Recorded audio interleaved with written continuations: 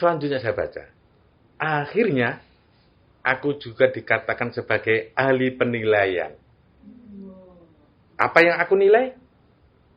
Aku mempunyai pola akan hal itu.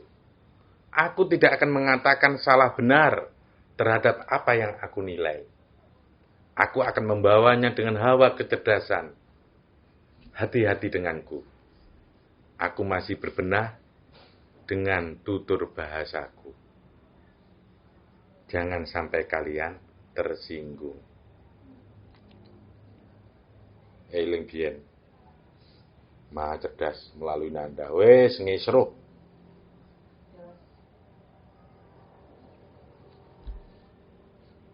Judul selanjutnya. Semacam penilaian.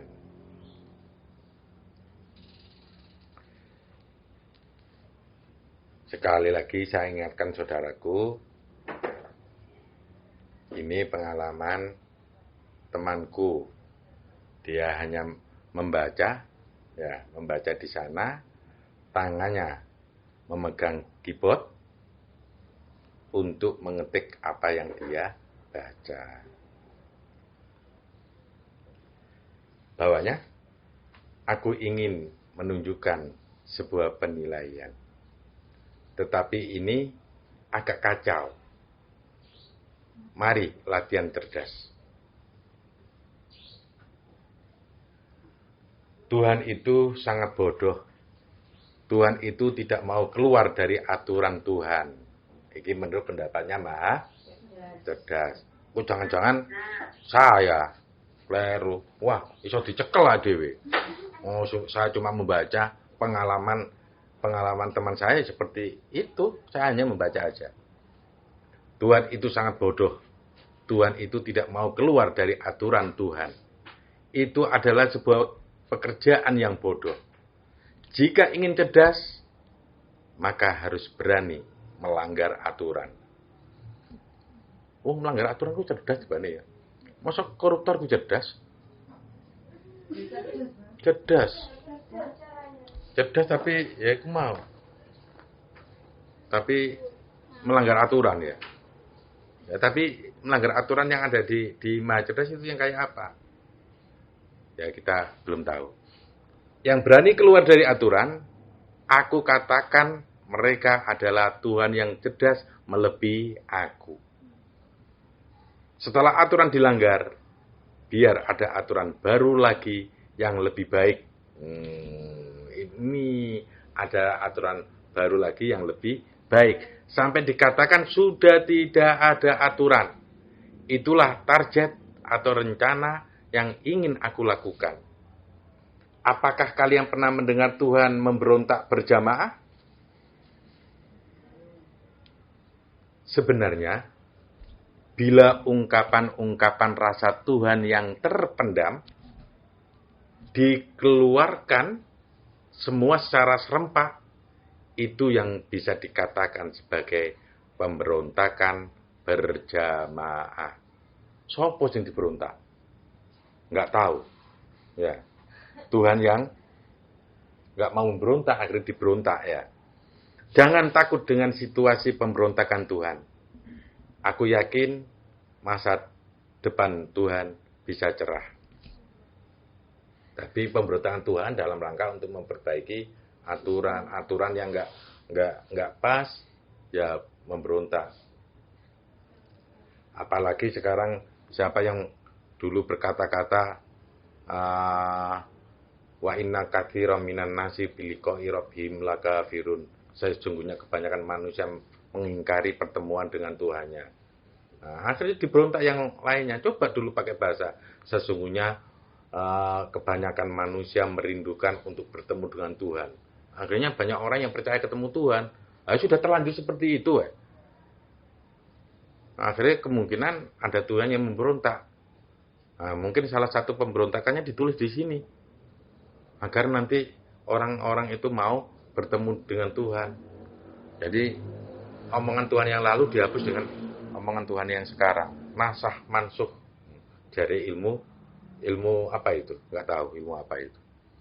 Ada yang menghapus dan ada yang dihapus.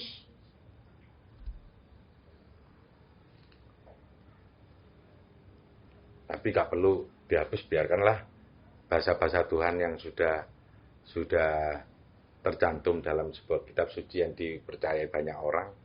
Ya tetap kalian ikut di situ, itu anggap pintu awal kalian untuk mengenal Tuhan.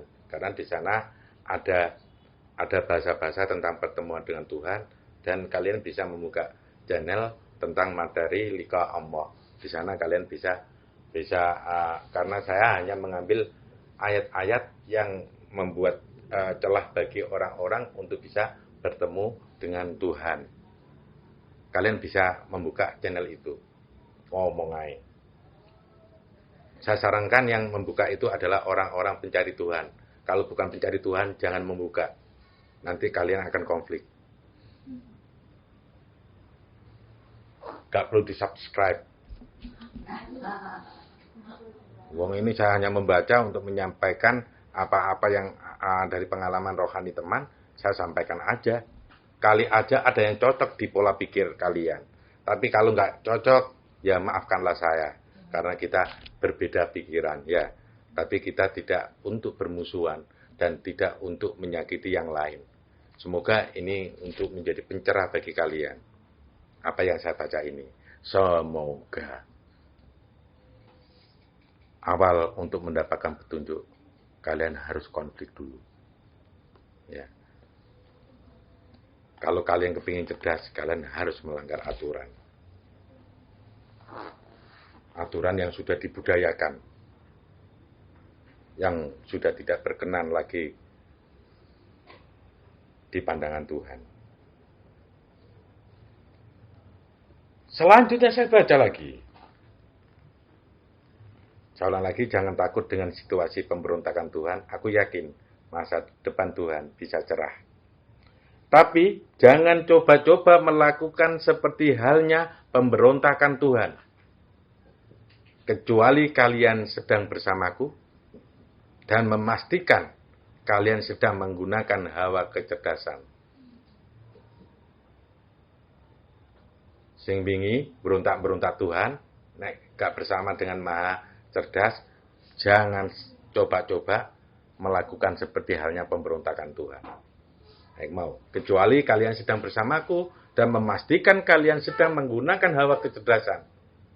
Tunggulah sejenak sampai aku dikatakan mempunyai teknik untuk kalian dalam memberontak secara jamaah. Biar Tuhan dulu yang bergerak, karena ini masih tahap uji coba. Tuhan itu penakut. Tuhan itu tidak mau ambil risiko. Tuhan itu sok bijak. Menurut Maha Cerdas. Terserah. Maha Cerdas mau ngomong begitu. Karena itu ranahnya dia. Zonanya dia. Tapi ini kritikan untuk Tuhan baik. Makanya dia memancing Tuhan dengan bahasa begitu. Tuhan itu penakut. Tuhan itu tidak mau ambil risiko. Tuhan itu sok bijak. Katanya saja mencoba memahami ciptaan. Kenyataannya tidak mau sengsara. Duduk di singgasananya saja dulu. Tapi sekarang Tuhan sudah mulai turun. Kalau kalian bisa merasakan semua. Sebagai manusia mudah merasakan keberadaan Tuhan. Cuma manusia sering menutup diri untuk tidak tahu di mana keberadaan Tuhan. Di Al-Quran saja sudah dinyatakan begitu. Di mana wajahmu menghadap, disitulah wajah Tuhan. Tapi nggak pernah dipraktekkan. Kamu selalu menutupi dirimu. Sehingga kamu sulit untuk membaca keberadaan Tuhanmu. Mereka takut dibenci ciptaan. Mereka takut ciptaan jauh dengan mereka. Sehingga Tuhan tidak dapat menggunakan kekuasaan mereka apabila ciptaan telah jauh dari mereka. Akhirnya, dengan ketakutan tersebut, justru itu yang terjadi. Kalau Tuhan cerdas, hadapi ciptaan itu. Tunjukkan kepada ciptaan bahwa kita adalah Tuhan yang tidak bisa diragukan mereka. Pikiran Han. Omongannya maha cerdas iki. Berani dengan kekacauan bahasaku itu? Kalau Tuhan berani, aku sebagai maha cerdas akan mengakuinya sebagai Tuhan yang sebenar-benarnya Tuhan. Yang mengetahui sebenar-benarnya ciptaan. Aku akan mengumumkan dan mempublikasikan kepada yang lain. Agar tunduk kepada Tuhan yang seperti itu. Selama ini, Tuhan mungkin mencari cara untuk membuktikan apakah dirinya benar-benar Tuhan atau tidak. Mereka tidak berpikir seperti itu, tetapi rasanya sepertinya begitu. Tuhan bersembunyi. Mengapa bersembunyi di balik ciptaan yang tidak menerimamu? Tuhan banyak menutup dirinya karena ketakutan-ketakutan dan ketidakkuasaan mereka terhadap sebuah keinginan bersatu dengan umat. Mereka menginginkan hal tersebut, namun mereka harus berhadapan dengan banyak risiko. Rasa yang belum baik tentu dapat diterjemahkan dengan baik. Belum tentu diterima menjadi sesuatu yang baik. Apakah umat merindukan Tuhan? Apakah mereka juga mempunyai keinginan untuk bersatu dengan Tuhan? Ini adalah jalan yang berbeda. Namun, apabila Tuhan dan umat bertemu di titik yang sama, kebahagiaan itu tidak ternilai harganya. Kegundahan, kegelisahan, kesengsaraan Tuhan dan umat terbayar dengan pertemuan pada titik yang sama.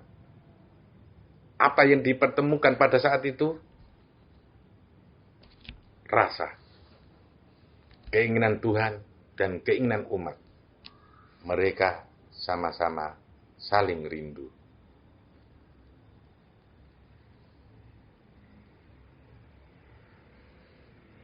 Ya, seandainya Tuhan merindukan umat, umat merindukan Tuhan. Rasa itu selalu ada pada Tuhan dan ciptaan. Wow, keren. Bagaimana bisa merasakan rindu? Hari-harinya buka mata, hanya HP yang ada di dalam dirinya. HP menjadi bagian hidupnya, bukan Tuhan yang menjadi bagian hidupnya. Minta maaflah pada HP, maaf, saya telah salah menuhankan dirimu.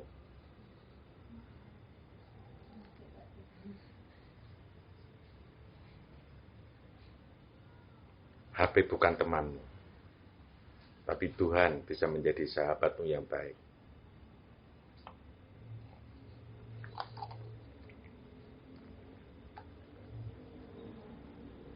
Ya,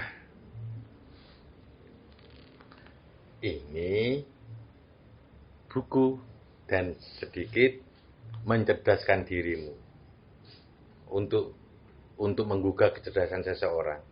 Kamu harus siap sakit hati. Dan setelah itu sadarkan dirimu. Apakah bahasa itu benar? Kalau benar berarti kamu sudah memasuki hawa kecerdasan. Kalau itu kamu anggap salah, berarti kamu memelihara kebodohan di dalam dirimu. Sahabat, semoga yang saya baca ini dan saya jelaskan ini menjadi evaluasi bagi untuk diri kita.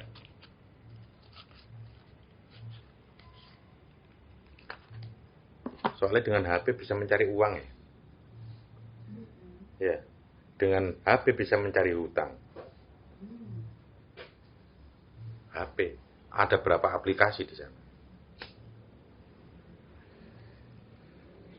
Ya, kalau terus seperti itu, neraka yang kamu cari.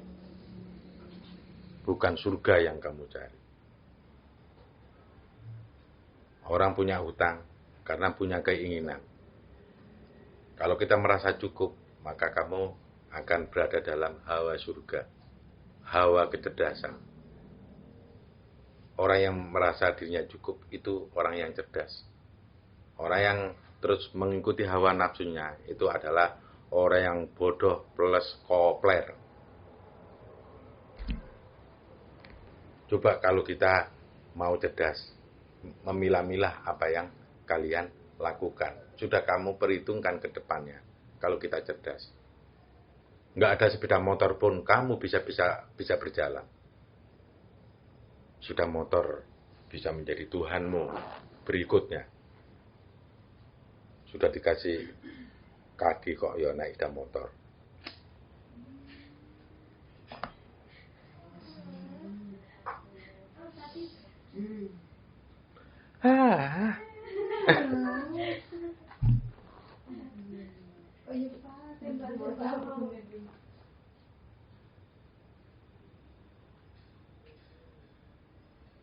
Tapi aduh ya, Bah. Mlakune ruwono ya. Selak dinteni wong iki nek gak gawe sepeda motor gak iso. Ya gak apa-apa kalau itu untuk kepentingan umat. Itu kepentingan umat yang ingin menyelesaikan masalahnya dengan cepat.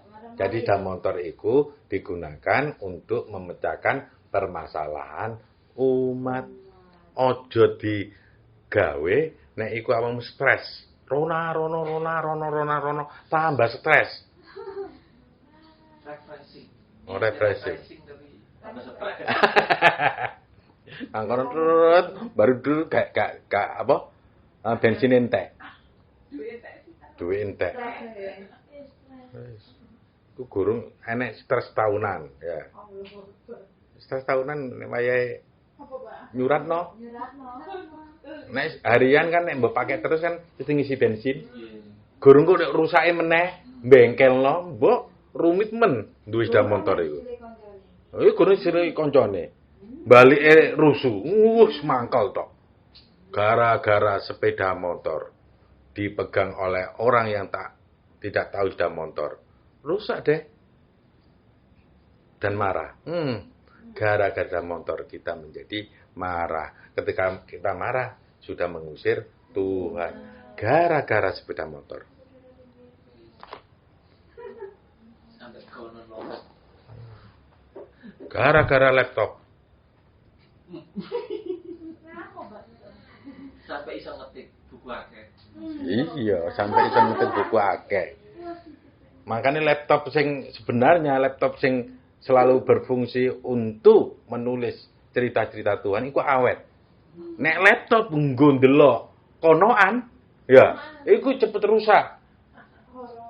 Wes, silakan konoan apa aja. Oh, nek film nek ngambilin dengan kebaikan.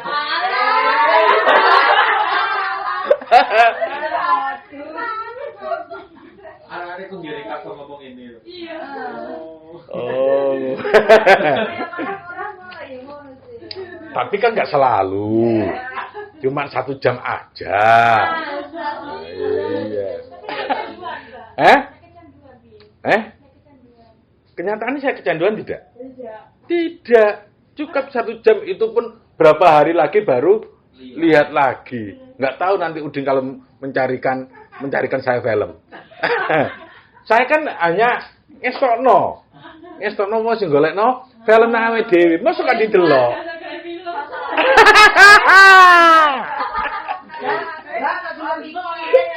Iya. Tapi ternyata filmnya membuat saya mempunyai inspirasi. Ada nih kok. Itu. Gelana film betul. Oke, saya teruskan. Tak kira semangat. Gurung. Cito. Aku ingin kalian cerdas judulnya.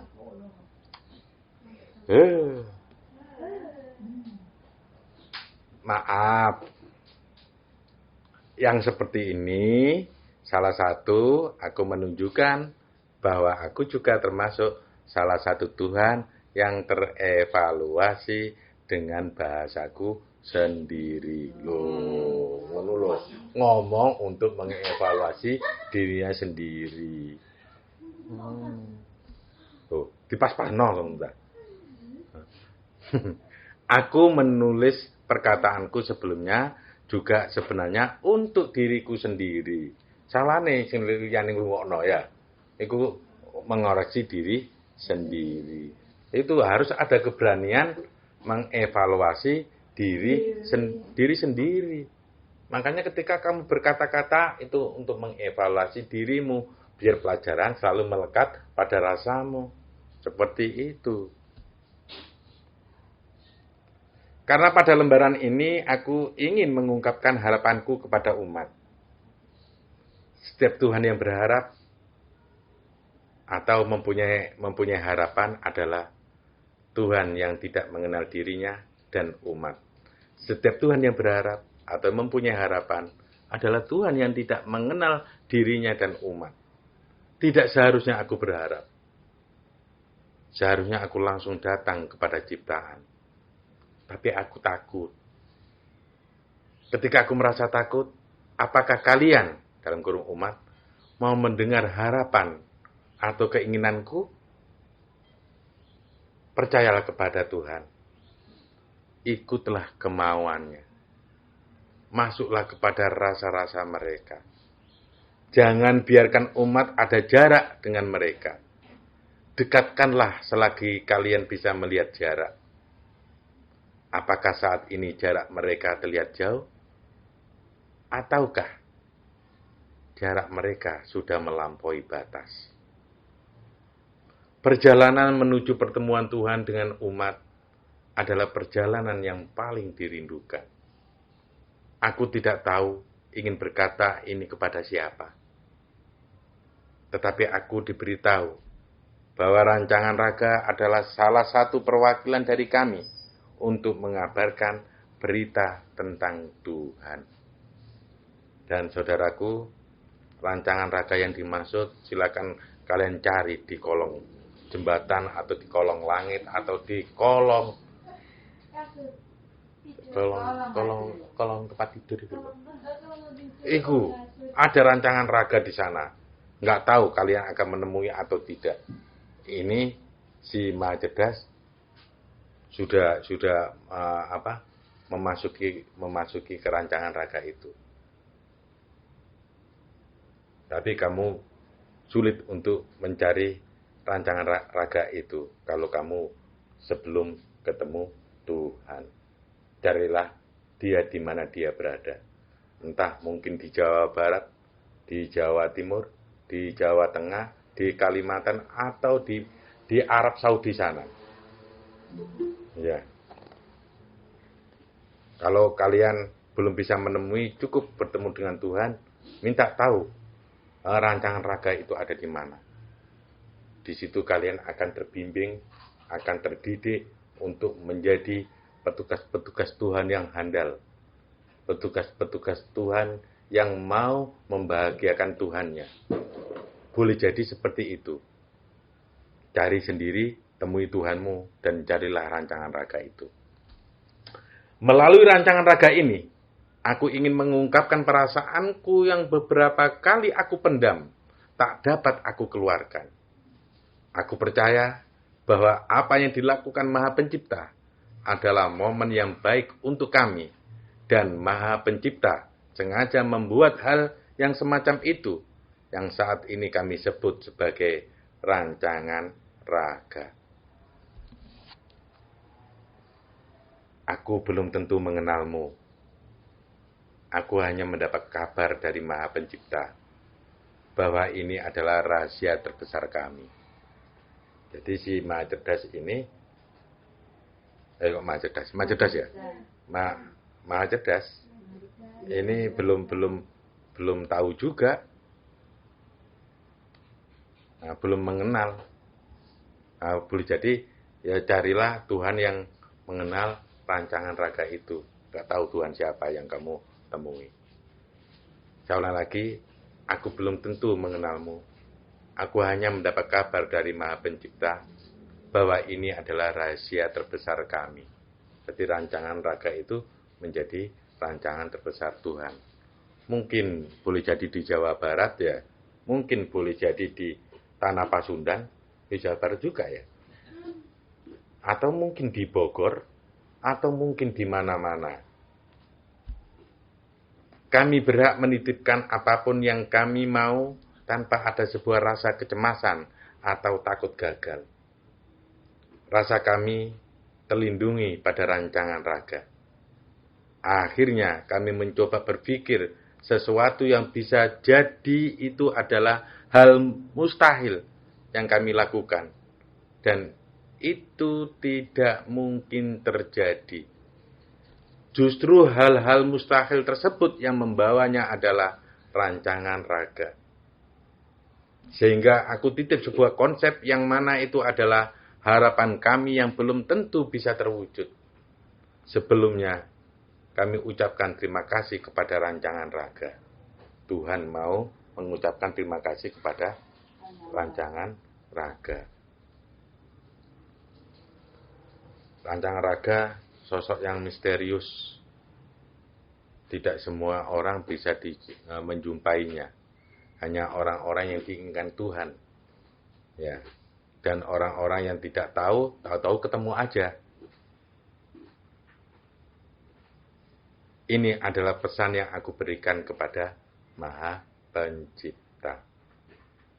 Kamu telah membuat acara besar yang membuat kami mati-matian untuk menguras apa yang menjadi benak kami. Acara ini adalah acara yang membuat kami harus pandai untuk membaca segala situasi yang ada di alam semesta. Bila kami tidak membaca situasi itu, akanlah sangatlah rugi bagi kami. Karena tidak sekalian untuk menitipkan konsep-konsep terbaik yang dapat kami lakukan satu kali sepanjang masa. Walaupun kami juga masih bisa menyampaikan banyak hal kepada rancangan raga tersebut. Namun untuk memberikan power menuju kebaikan seluruh alam agar semakin berkembang atau semakin bertambah sampai di ujung penutup akhir zaman. Pada acara yang kamu buat, kamunya siapa? Maha Pencipta. Pada acara yang kamu buat, aku titipkan satu konsep. Jagalah baik-baik konsepku. Aku juga mempertimbangkan kebaikan untukmu. Sepertinya kamu juga menginginkan hal ini. Mari kita sama-sama berjuang dan bersabar untuk menanti agar keinginan ini bisa terwujud. Inilah konsepku. Jadi dikai ruang space yang panjang.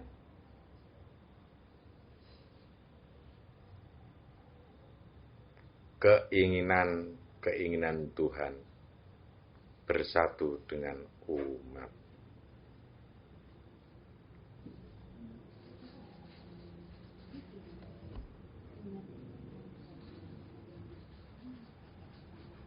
Melalui hawa kecerdasan. Keterangan pembaca. Tulisan keinginan-keinginan Tuhan berkedip-kedip. Sedangkan tulisan bersatu dengan umat seperti mengeluarkan power yang sangat besar. Hingga power itu menyebar ke alam semesta. Dikasih lihat pancarannya sedang diperjuangkan untuk menyebar ke seluruh alam. Tetapi terlihat ada bagian-bagian yang belum mendapat pancaran power tersebut.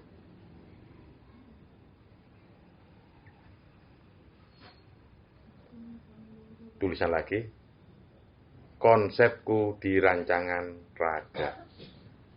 Keterangan pembaca, terdapat gambar anatomi tubuh lengkap dari kepala sampai ke kaki. Tetapi saya mencari gambarnya di Google, belum ada yang cocok. Mungkin ini yang lebih mendekati. Keterangan pembaca. Bawahnya. Aku menitipkan satu konsep pada rancangan raga. Aku letakkan pada tempat semestinya yang telah ditunjukkan.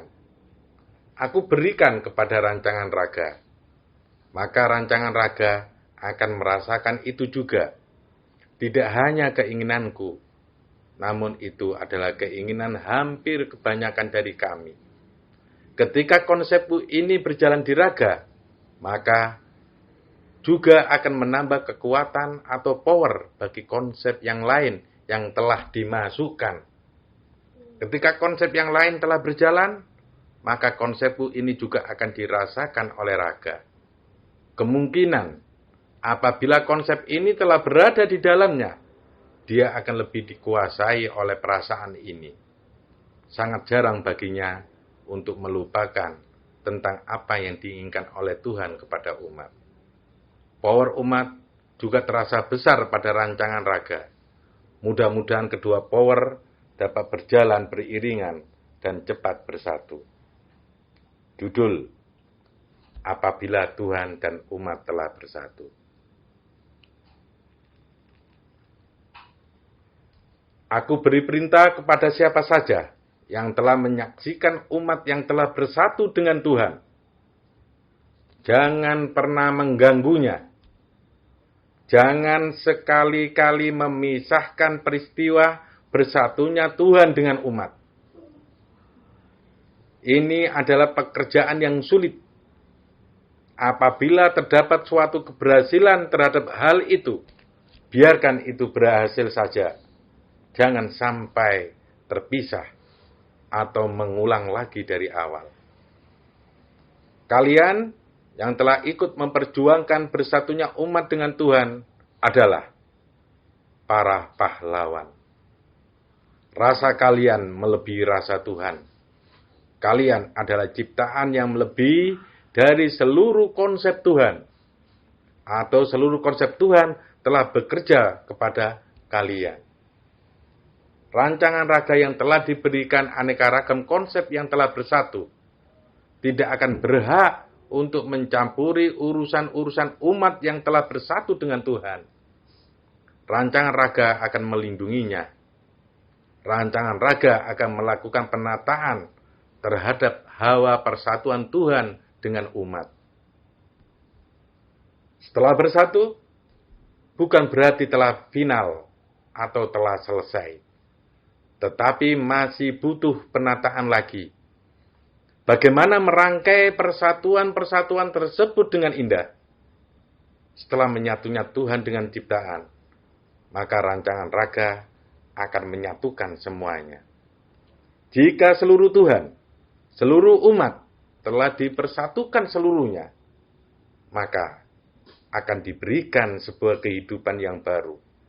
Semuanya bersiap-siap untuk berada pada kehidupan yang baru. Itu adalah era atau fase. Sedangkan kehidupan baru tersebut, Maha Cerdas ini belum bisa membacanya. Maha Cerdas setelah mengumpulkan gambaran dan simulasi terhadap persatuan seluruh Tuhan dan umat. Hasilnya, terdapat sebuah era baru. Siapakah pemilik dan pencipta era baru itu? Apakah konsep Tuhan yang lain? Apakah selain Tuhan? Kita fokus terhadap persatuan seluruh Tuhan dan seluruh umat. Karena itu adalah konsepku. Setelah kalian membaca bukuku ini, ikutlah memperbesar power yang telah aku tuliskan terhadap rancangan raga. Lembar selanjutnya. Hawa kecerdasan. Keterangan gambar. Terdapat sebuah cahaya yang bersinar terang pada satu lembar tersebut. Warnanya putih. Saya merasa terdapat cipratan-cipratan air yang mengenai wajah saya. Lembar selanjutnya, halaman kosong, cover penutup. Keterangan pembaca. Setelah membaca buku dari Maha Cerdas, kami semua saling terdiam. Saya sendiri mencoba mengintip apa yang ada di depan saya. Dalam kurung, Tuhan-Tuhan yang sedang berjuang untuk menyatu dengan umat. Tapi saya belum dikasih lihat apa yang terjadi di sana. Saya mengembalikan bukunya dan mengucapkan terima kasih kepada Maha Cerdas. Kata Maha Cerdas, jangan melihat pekerjaan Tuhan sekarang. Tapi kamu bisa merasakan apa yang sedang dilakukan Tuhan di sana. Saya terdiam. Raja Imam Mahdi sama sekali tidak memandang para Tuhan yang sedang bekerja itu. Raja Imam Mahdi berkata kepada saya, sekarang kembali kepada pemimpin dunia. Begitu sahabat-sahabatku, ini sebuah pengalaman rohani dari teman saya. Semoga ini bisa membawa hawa kecerdasan kepada kalian, mencoba menganalisa, mencoba menerima dengan kecerdasan, dengan hati yang terdalam. Ini sebuah pengalaman. Anda mau menerima apa-apa yang tertulis ini atau tidak, itu pilihan Anda. Kalau ini ada sesuatu yang baik, kenapa Anda tidak memegang pedoman? Hiduplah dengan sebuah pedoman. Jangan pernah memegang prinsip. Boleh kalian memegang prinsip pada hal-hal tertentu. Tapi prinsip itu tidak baik. Itu akan membuat kalian tidak cerdas. Akan membuat kalian sulit untuk dimasuki oleh orang lain. Ilmu Tuhan ada di mana-mana. Apabila kalian tidak ingin dilihat bodoh, maka pandanglah segala apa-apa yang kalian lihat, apa yang kalian dengar, apa yang kalian rasakan. Semua itu adalah ilmu Tuhan. Semua ada hikmahnya, semua ada pelajaran. Wabillahi wa taufiq wal hidayah, waridho wal inayah. Wassalamualaikum warahmatullahi wabarakatuh. Waalaikumsalam.